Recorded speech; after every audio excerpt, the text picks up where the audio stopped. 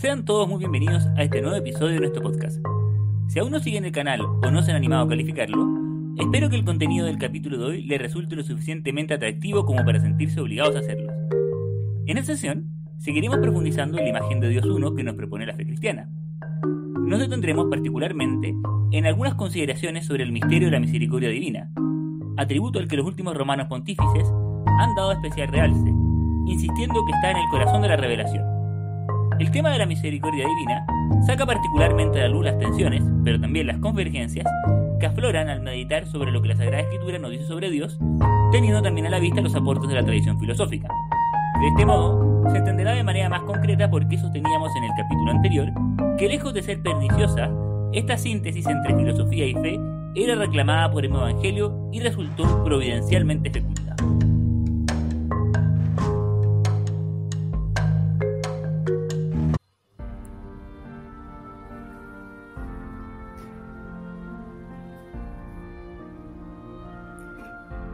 En el capítulo anterior, reivindicamos la síntesis entre el pensamiento filosófico griego y la tradición religiosa hebrea, que permitió la elaboración y difusión de la visión de Dios que hoy suele denominarse teísmo clásico. Entre lo que dicen sobre Dios los filósofos y lo que transmite la fe, hay importantes convergencias, que permiten sostener la legitimidad y complementariedad armónica de ambos modos de aproximarse a la divinidad. Pero no abogando por esa complementariedad fundamental, hay que reconocer que hay también notables paradojas y tensiones misteriosas entre la imagen bíblica de Dios y lo que sugeriría una pura filosofía. Podríamos dar numerosos ejemplos de esta mezcla entre complementariedad y paradoja, pero para estos efectos lo ilustraremos con dos atributos de especial relevancia existencial en los que el mismo catecismo se detiene un poco más: la verdad y el amor.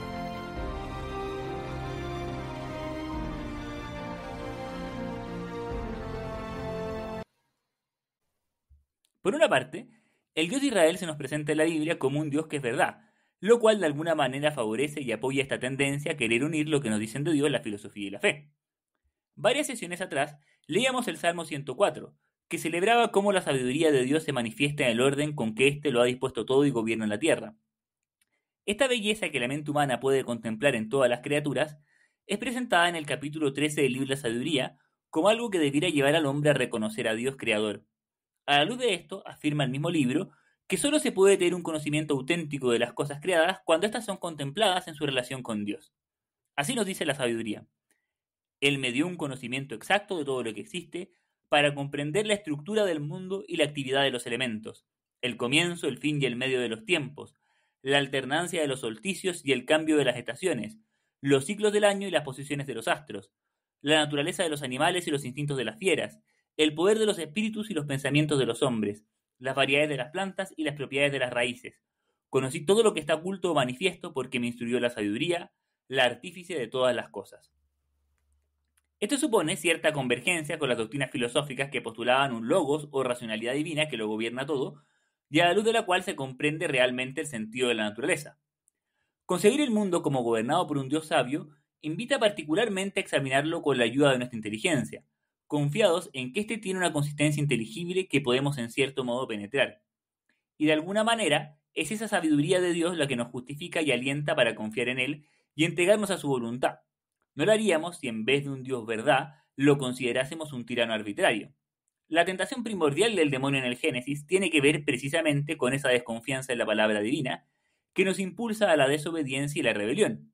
En oposición a eso, la revelación nos invita a confiar incondicionalmente en el Señor, sabiendo que éste es siempre fiel a su palabra y no puede engañarse ni engañarnos. Pero para que se suscite en nosotros esa confianza, debemos saber que además de ser la verdad, Dios es también amor. Su sabiduría no es solo una luz especulativa que vuelve inteligible la realidad, sino también la fuente de una decisión totalmente gratuita en nuestro favor. Lo más novedoso y desconcertante del Dios bíblico es sin duda esta certeza de que nos ama, que nos ha escogido sin ningún mérito de nuestra parte, que nos perdona nuestras infidelidades, que actúa en la historia para salir a nuestro encuentro y liberarnos.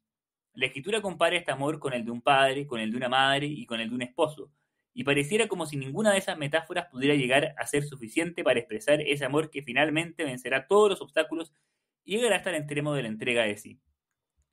Por cierto, esto parece colisionar con la tendencia que veíamos en los filósofos a pensar a Dios como finalizado y cerrado en sí mismo, totalmente indiferente a lo que ocurra con criaturas tan insignificantes como nosotros.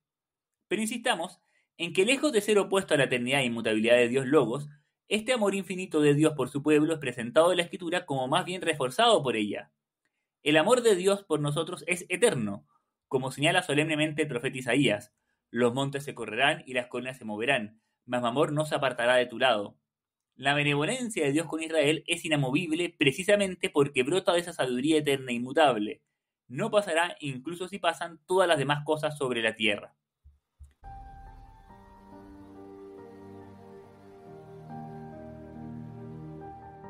A lo largo de todo el Antiguo Testamento, se nos irá haciendo profundizar en el misterio de este Dios único que se revela a Israel como el creador del universo, el eterno, el Dios viviente, el omnipotente, el único Dios verdadero. No obstante, la revelación gloriosa del Dios único no logra agotar todo el mensaje que el Señor quería transmitir sobre su intimidad. Poco a poco, a medida que vamos leyendo lo que el Antiguo Testamento nos quiere decir acerca de Dios con espíritu orante, se irá abriendo paso a intuiciones de un misterio más profundo, cuya plena manifestación recién se producirá con Jesucristo. El Dios de Israel no solo es justicia, sino también misericordia. Sus entrañas están llenas de un amor infinito. Es un Dios único, pero no un Dios solitario ni autorreferente. Dios, en su intimidad más profunda, no es solo plenitud suficiente, sino también amor gratuito. Quiere nuestra felicidad, nos ama con locura. ¿No parece acaso que todo esto suponía reconocer que al interior de su unicidad inigualable inhabita cierta alteridad? Quizás sea que ese gran amor que Dios tiene por fundamento el misterio último de que, en su intimidad propia, Él es amor de comunión interpersonal.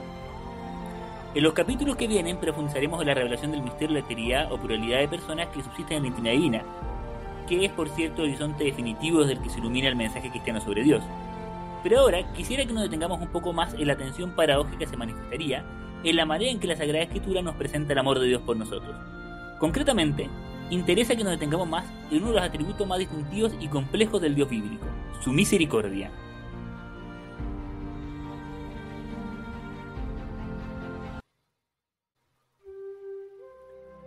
En su etimología, los términos hebreos rehamim y gesed, hoy traducidos como misericordia, significan un dolor visceral, algo así como un retorcijón de guata, una afección corporal que brota de la intimidad. Esto revela que la palabra misericordia designa primordialmente una pasión o emoción, que como toda la afectiva humana, involucra frecuentemente nuestra dimensión corporal. Además, es una afección que tiene cierta connotación negativa. Un retorcijón de guata no es algo agradable de experimentar, sino que resulta doloroso y molesto. La emoción de la misericordia conlleva cierta fragilidad, un estar expuestos a vernos afectados en nuestra felicidad y bienestar por las situaciones que nos rodean.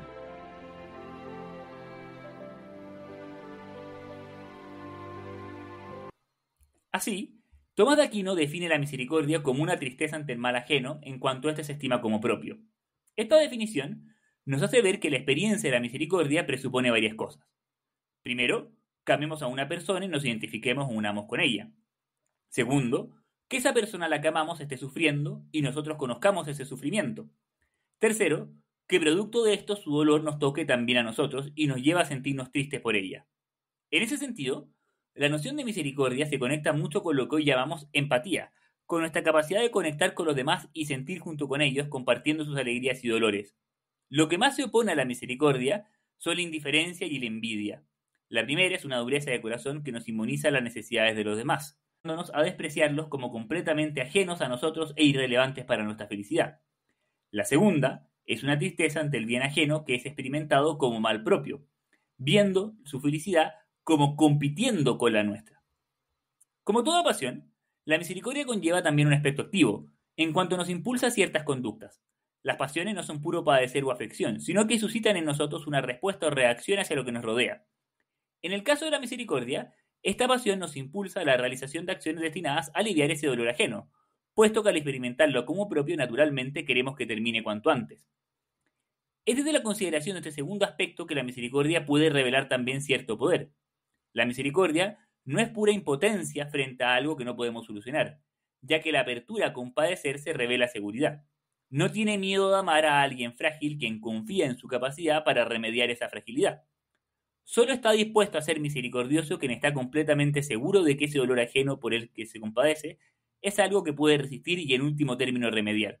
Por el contrario, la envidia y la indiferencia son síntomas de debilidad e inseguridad, delatan que se ve el bien y el dolor ajenos como algo que podría estropear nuestra propia felicidad.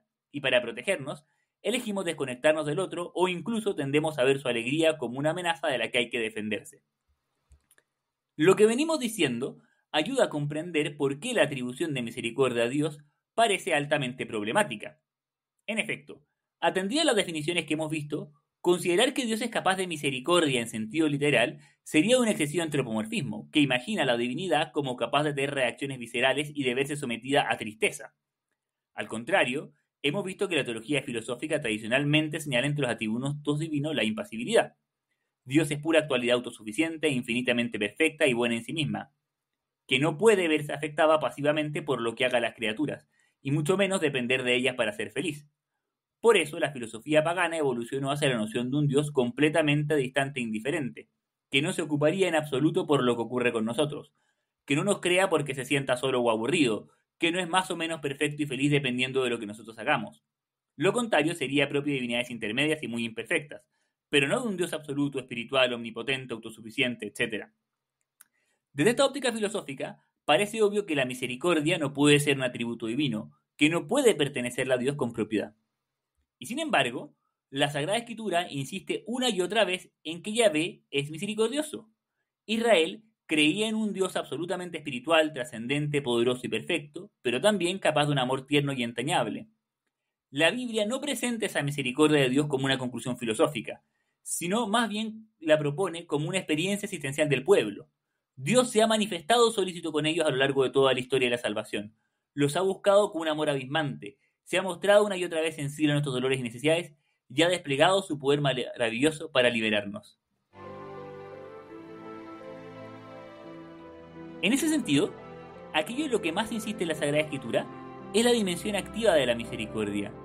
La acción de Dios en favor de los suyos revela que éste conoce nuestros dolores y está decidido a aliviarlos, que no nos abandona en medio de los padecimientos, sino que manifiesta su cercanía e interés porque seamos libres y felices. La experiencia de la divina misericordia está en el corazón de la revelación, porque es el rasgo más característico y desconcertante del Dios que se revela y salva. Así, San Bernardo de Claraval afirmaba con asombro que Dios es impasible pero no incompasible. Dios no puede padecer pero sí compadecerse. Nuestra desgracia no puede mermar la infinita perfección bienaventurada de Dios, pero sin embargo, Él solidariza con nosotros, compartiendo y aliviando nuestras miserias.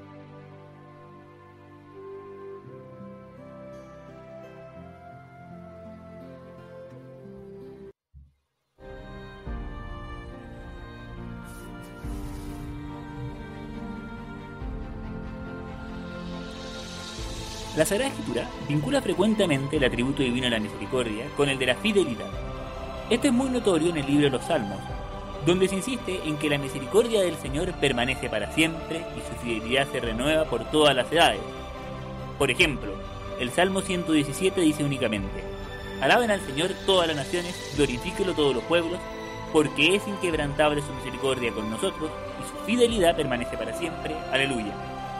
Y en el Salmo 136 se repite una y otra vez al final de cada versículo: porque es eterna su misericordia. También en el Salmo 92 observa esta conexión, diciendo: anunciaré tu misericordia por la mañana y tu fidelidad por las noches. El Salmo 98 nos recuerda que Dios se acordó de su misericordia y su fidelidad en favor de la casa de Israel. Y el Salmo 25 exclama: acuérdate, Señor, de tu misericordia y de tu compasión, porque son eternos. También en las Lamentaciones de Jeremías leemos que la misericordia del Señor no se extingue ni se agota su compasión. Ellas se renuevan cada mañana. ¡Qué grande es tu fidelidad! Obviamente, esto no puede ser una coincidencia. Se trata más bien de fórmulas insistentemente repetidas en literatura hebrea que dan cuenta de una estrecha cercanía conceptual entre la idea de la misericordia, la de fidelidad, y en último término, la misma eternidad de Dios, que no retira jamás su palabra en nuestro favor. De hecho, en gran medida la liturgia de Israel está orientada a hacer recuerdo periódico de la misericordia de Dios, para así alentar al pueblo a que mantuviera la esperanza en medio de la adversidad y perseverase fiel a la alianza. En sus diversas fiestas, los judíos recordaban cómo Dios había manifestado en su favor una y otra vez, y desde ese recuerdo alentaban su seguridad en que podían contar con esa benevolencia para el futuro. En ese sentido, la Sagrada Escritura no presenta la inmutabilidad divina como opuesta a la misericordia, sino que por el contrario la coloca como su fundamento más profundo. Puesto que Dios es inmutable, nada de lo que hagamos puede hacer que retire su opción en nuestro favor. Así, el amor que nos tiene es inquebrantable y termina sobreponiéndose a todos los obstáculos. Esta continuidad de su amor por nosotros viene exigida por su intimidad. Así exclama el profeta Oseas: ¿Cómo voy a abandonarte, Efraín? ¿Cómo voy a entregarte, Israel? ¿Cómo voy a tratarte como Admá o dejarte igual que Seboim? Mi corazón se subleva contra mí y se enciende toda mi ternura. No daré libre curso al ardor de mi ira, no destruiré otra vez a Efraín, porque yo soy Dios y no un hombre. Soy el santo en medio de ti y no vendré con furor. También Malaquías hace un punto similar, conectando expresamente la misericordia de Dios con su inmutabilidad. Porque yo, el Señor, no cambio. Por eso ustedes, hijos de Jacob, no habéis sido consumidos. Incluso, en ocasiones los profetas reclaman que es la misma perfección y gloria de Dios lo que reclama que éste sea misericordioso, nos recuerde que no puede olvidarse de nosotros sin que eso haya en perjuicio de la santidad de su nombre, que eso sería desleal e indigno de su parte y manifestaría cierta divinidad. Esto se expresa, por ejemplo, en la profecía de Ezequiel. Cuando el pueblo de Israel habitaba en su propio suelo, lo contaminó con su conducta y sus acciones. Su conducta era ante mí como la impureza de una mujer en su menstruación. Entonces derramé su furor sobre ellos, por la sangre que habían derramado sobre el país y los ídolos con que lo habían contaminado. Los dispersé entre las naciones, y ellos se diseminaron por los países. Los juzgué según su conducta y sus acciones. Y al llegar a las naciones a donde habían ido, profanaron mi santo nombre, haciendo que se dijera de ellos: son el pueblo del Señor, pero han tenido que salir de su país. Entonces yo tuve compasión de mi santo nombre, que el pueblo de Israel profanaba entre las naciones a donde había ido. Por eso di al pueblo de Israel: así habla el Señor. Yo no obro por consideración ustedes, casa de Israel, sino por el honor de mi santo nombre, que ustedes han profanado entre las naciones a donde han ido. Yo santificaré mi gran nombre, profanado entre las naciones, profanado por ustedes. Y las naciones sabrán que yo soy el Señor, oráculo de Yahvé, cuando manifieste mi santidad a la vista de ellas por medio de ustedes. Aún más insistente en este sentido es Isaías: por amor a mi nombre modero mi ira, por mi honor la reprimo en favor de ti, a fin de no exterminarte. Lo hice por mí, solo por mí, porque ¿cómo iba a ser profanado mi nombre? Este último pensamiento quizá comience a poner nervioso a más de alguno. ¿No se supone que el amor de Dios por nosotros es gratuito y desinteresado? ¿En qué sentido entonces pretende a veces la Escritura que Dios obra en favor de su pueblo por honor de su propio nombre? Desde luego, filosóficamente parece muy razonable excluir de plano la idea de que Dios debe ser misericordioso porque es su propia gloria la que está comprometida en su salvación. Por de pronto, si de preservar su gloria intacta se tratase, Dios podría de entrada no habernos creado jamás, sin que eso lo haga menos perfecto y bienaventurado en sí mismo. Pero la paradójica noción bíblica de misericordia es precisamente que nos sugiere un amor que solidariza y que por lo tanto expone al amante a ser contaminado por los males que aquejan al amado.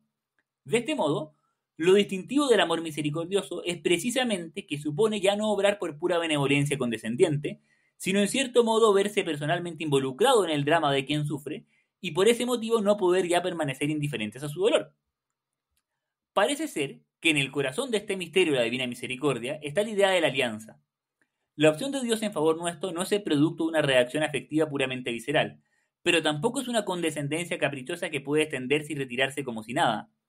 La opción de Dios por nosotros brota de una decisión libre, pero enteramente inquebrantable y eterna de su voluntad. Un amor libre que una vez que se ha manifestado no puede ya ser retractado o olvidado.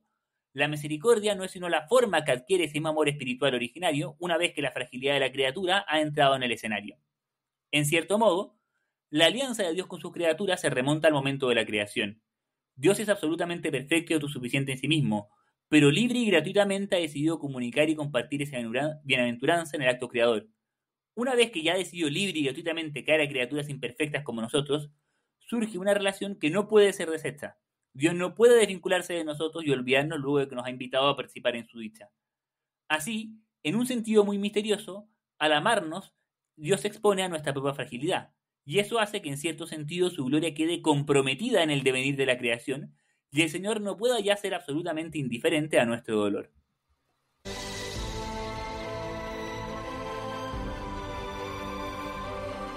El pecado significa una ruptura de esa alianza eterna por nuestra parte, una infidelidad de la criatura que significa una verdadera ofensa al Creador y que no puede ser sencillamente pasada por alto sin que se vean vulneradas las exigencias de la justicia.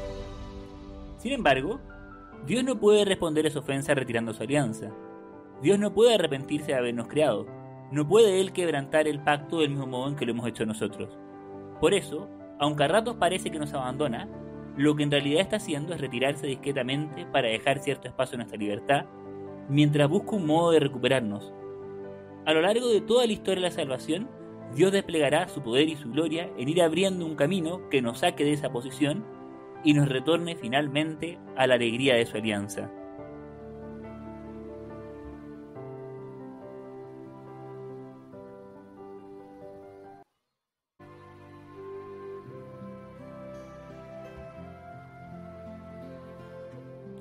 La imagen favorita que usa la Sagrada Escritura para ir explicando este drama de la alianza es la del esposo y la esposa, desarrollada intensamente en varios libros del Antiguo Testamento.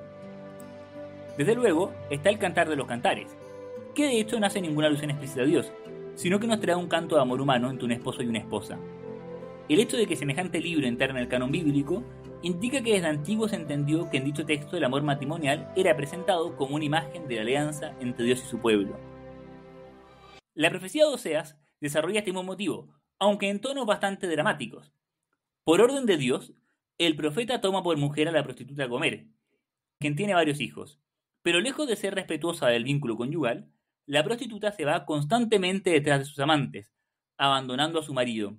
Ante esto, el profeta reacciona primero con tremendas maldiciones, amenazando con que se encargará de que esta actitud redunde en la desgracia de la propia Gomer. Pero en medio de las amenazas, hay de pronto un cambio notable en el tono del lenguaje empleado, y sorpresivamente sale a la luz que todos esos castigos no eran sino una estratagema para que la mujer recapacitara y retornara al amor de su marido, quien finalmente promete recogerla y perdonarla, rescatándola de la perdición y entregando un amor tierno y definitivo. Este mismo motivo es también desarrollado bellamente en el capítulo 16 de la profecía de Ezequiel, cuyo texto vale la pena leer directamente, al menos en parte. Así habla el Señor a Jerusalén. Por tus orígenes y tu nacimiento perteneces al país de Canaán. Tu padre era un amorreo y tu madre un hitita. Al nacer, el día en que te dieron a luz, tu cordón umbilical no fue cortado. No fuiste lavada con agua para ser purificada, ni frotada con sal, ni envuelta en pañales. Nadie se compadeció de ti para hacerte alguna de esas cosas, sino que fuiste arrojada en pleno campo, porque dabas asco el día que naciste. Yo pasé junto a ti, te vi revolcándote en tu propia sangre, y entonces te dije, vive y crece como un retoño del campo. Tú comenzaste a crecer, te desarrollaste y te hiciste mujer. Se formaron tus senos y crecieron tus cabellos, pero estabas completamente desnuda. Yo pasé junto a ti otra vez y te vi. Era tu tiempo, el tiempo del amor. Extendí sobre ti el borde de mi mano y cubrí tu desnudez. Te hice un juramento, hice una alianza contigo, oráculo del Señor, y tú fuiste mía. Yo te lavé con agua limpia la sangre que te cubría y te perfumé con óleo. Te puse un vestido bordado, te calcé con zapatos de cuero fino, te ceñí con una banda de lino y te cubrí con un manto de seda. Te adorné con joyas, puse brazaletes en tus muñecas y un collar en tu cuello. Y llegaste a ser muy bella y te convertiste en una reina. Tu fama se extendió entre las naciones, porque tu belleza era perfecta, gracias al esplendor con que yo te había adornado, oráculo del Señor. Pero tú te preciaste de tu hermosura y te aprovechaste de tu fama para prostituirte. Te entregaste sin pudor a todo el que pasaba y fuiste suya. Tomaste tus vestidos para hacerte lugares altos de vivos colores y te prostituiste en ellos. Tomaste tus joyas hechas con mi oro y mi plata que yo te había regalado y te fabricaste imágenes de hombres con las que te prostituiste. Tomaste a tus hijos y a tus hijas, los que tú habías engendrado para mí, y los sacrificaste a esas imágenes como alimento. En medio de todas tus abominaciones y prostituciones, no te acordaste de los días de tu juventud, cuando estabas completamente desnuda, revolcándote en tu sangre. Por eso, prostituta, escucha la palabra del Señor. Así habla el Señor. Por haberte exhibido desvergonzadamente y haber descubierto tu desnudez en tus prostituciones con tus amantes y con tus ídolos abominables, y por la sangre de tus hijos que les has ofrecido, por todo eso, yo voy a reunir a todos tus amantes y a los que has complacido y llamado, y también a los que has odiado. Los reuniré contra ti de todas partes, descubriré ante ellos tu desnudez, y ellos verán tu desnudez. Te aplicaré el castigo de las mujeres adúlteras y sanguinarias, y descargaré sobre ti mi furor y mis celos. Yo te entregaré en sus manos, ellos arrasarán tus colinas y demolerán tus montículos, te despojarán de tus vestidos, te arrebatarán tus joyas y te dejarán completamente desnuda. Incitarán a la asamblea contra ti, te lapidarán y te atravesarán con sus espadas. Quemarán tus casas y te infligirán justos castigos a la vista de una multitud de mujeres. Yo te haré renunciar a la prostitución y ya te harás más regalos. Así se apaciguará mi furor contra ti y mis celos se apartarán de ti. Quedaré tranquilo y no me irritaré más. Me acordaré de la alianza que hice contigo los días de tu juventud y estableceré para ti una alianza eterna. Yo estableceré mi alianza contigo y tú sabrás que yo soy el Señor. En estos textos, Israel es presentado como una mujer que abandona a su marido para ir a prostituirse con otros, olvidando el amor infinito con que éste la recogió y le entregó todo con absoluta generosidad. Al comienzo parece que Dios quiere repudiar y castigar a esa mujer infiel, que la abandonará su necesidad y no se humillará para ir detrás suyo, sino que por el contrario la castigará implacablemente y hará que todas sus prostituciones tengan un final trágico. Sin embargo, los textos terminan sugiriendo que el amor de este marido por su esposa es demasiado intenso como para que pueda ocurrir eso, que el recuerdo de todo lo que puso de sí en ella al gestarla hace que ya no la pueda olvidar y abandonar, y que todas esas supuestas venganzas sean solo una estrategia para seducirla nuevamente. Estas profecías entregan también un contexto muy importante para entender por qué el mismo Cristo consagró la indisolubilidad de la alianza conyugal. No se trata solo de que la perseverancia de los esposos es requerida por el bien de la prole y por tanto bien exigida por los mismos fines a los que se ordena la unión conyugal. Se trata también de que esa perseverancia es un signo vivo de la irrevocabilidad del pacto que Dios ha hecho con nosotros. A su vez, la fecundidad de los matrimonios es presentada en la Sagrada Escritura como un sello que replica y extiende la alianza de Dios con la humanidad. Por eso en la Biblia los hijos siempre son vistos como una bendición, y la actitud de quienes se cierran a ellos o ejercen la sexualidad de modo que niegan esa fecundidad que les es inherente es duramente reprobada. Al transmitir la vida estamos dando testimonio de que Dios es bueno y que podemos confiar en Él, nuestro futuro. Además, el procrear replica la lógica de la misericordia divina, porque es un gesto en el que el ser humano experimenta en carne propia lo que significa entregar la vida a otra persona que depende completamente de nosotros, pero que también pueda alejarse de nuestro amor y hacernos sufrir. Al igual que en el caso de la creación, el vínculo que surge entre los padres y su descendencia es irrevocable. Ninguna de las partes de la relación puede pretender desconocer a la otra sin estar traicionando su identidad y, en definitiva, negando la verdad fundamental de la que pende toda nuestra existencia.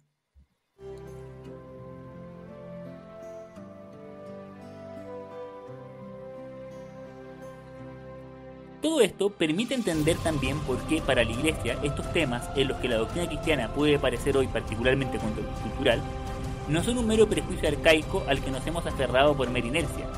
Al contrario, el amor humano tiene tal relevancia en el designio divino que el matrimonio es incluso considerado un sacramento. Es un signo vivo y eficaz de la misericordia de Dios que está en el corazón de la revelación. La opción en favor del matrimonio y la transmisión de la vida no es meramente un tradicionalismo rígido y pacato que condena irracionalmente el placer. Es en definitiva la opción por la misericordia, la opción de un amor que corre riesgo de inclinarse sobre la fragilidad del otro porque confía en que el amor es más fuerte que toda miseria y que el dolor que acompaña a la fecundidad siempre vale la pena.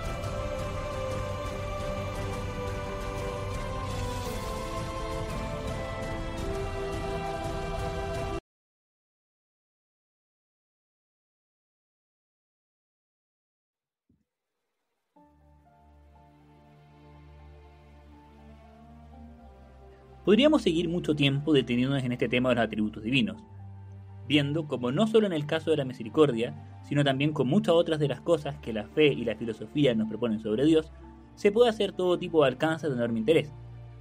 Pero lamentablemente tendremos que dejarlo hasta acá y proceder en el capítulo siguiente de nuestra catequesis a entrar por fin de lleno en el gran misterio de la pluralidad de personas al interior de Dios. Pero antes de dar vuelta a la página, conviene que nos detengamos brevemente en algunas consecuencias existenciales de la fe en el Dios único que se menciona en el Catecismo. Creer en un Dios único y amarlo sobre todas las cosas no es un mero saludo a la bandera, sino que debe tener enormes consecuencias para nuestra vida.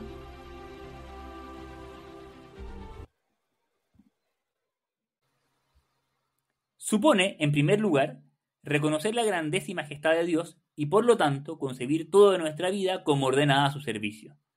Es decir, el reconocimiento del Dios uno nos debe llevar, primero que nada, a la adoración. Inseparable de esa adoración es la acción de gracias, que reconoce en ese Dios inmenso la fuente inagotable de todos los beneficios con que hemos sido bendecidos. Todo se lo debemos a Dios, cuanto poseemos de Él lo recibimos. No hay nada que podamos hacer para retribuirle sus innumerables bendiciones. La confesión de la unidad de Dios se proyecta también en la afirmación de la unidad de todo el género humano. Somos una gran familia porque procedemos todos de un Padre común a cuya imagen ha sido hecha toda persona. Por lo mismo, hay una dignidad que es inherente a todo ser humano, que exige que éste sea amado incondicionalmente y respetado y promovido en sus derechos. El catecismo también afirma que la fe en Dios único debe movernos a usar bien de las cosas creadas, que de Él proceden y a Él se ordenan. Dios es el único bien supremo, y los bienes finitos son buenos para nosotros en la medida en que nos pueden acercar a Él. Si por el contrario los estamos empleando de un modo abusivo, estos bienes se convierten en algo que nos separa de Dios y de nuestro destino último, y más nos conviene desprendernos de ellos.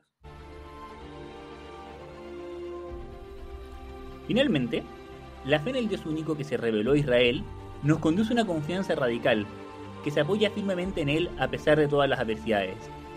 Nuestra seguridad no está cimentada en nuestras propias capacidades, y tampoco en las demás criaturas que son contingentes y pasajeras. Nuestra seguridad se basa únicamente en Dios y en su amor irrevocable por nosotros, de cara al cual todo lo demás es accesorio. Y por eso podemos rezar con Santa Teresa de Jesús: nada te turbe, nada te espante, todo se pasa, Dios no se muda. La paciencia todo lo alcanza, quien a Dios tiene, nada le falta.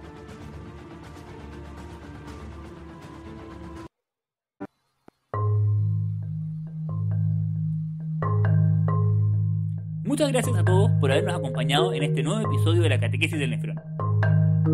En el próximo capítulo hablaremos sobre la revelación de Dios como Trino en el Nuevo Testamento, entrando así en los aspectos más hondos del misterio de la intimidad divina, que como ya hemos anticipado está en realidad constituida por una pluralidad de personas. No se asusten por la densidad que parece anticipar el tema. Como decía muy bien Chesterton, acá no se trata de que nos empeñemos en meternos el cielo en la cabeza, sino más bien de atrevernos a asomar un poco nuestra cabeza por la inmensidad del cielo.